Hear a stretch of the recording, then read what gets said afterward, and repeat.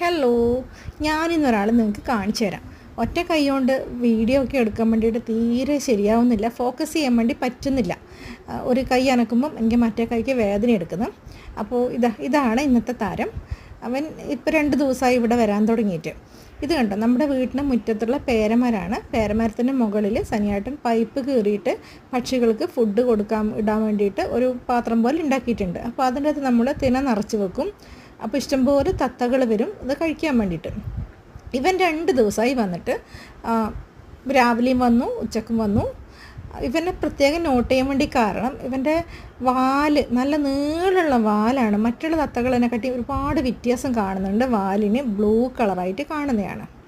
പിന്നെ നമ്മൾ ഈ മരത്തിൻ്റെ ചോട്ടിൽ പാത്രത്തിൽ വെള്ളം വെച്ച് കൊടുക്കും. അപ്പോൾ പക്ഷികൾ വെള്ളം കുടിക്കുകയും കുളിക്കുകയും ഒക്കെ ചെയ്യും. കാണാൻ വേണ്ടി നല്ല രസമാണ്.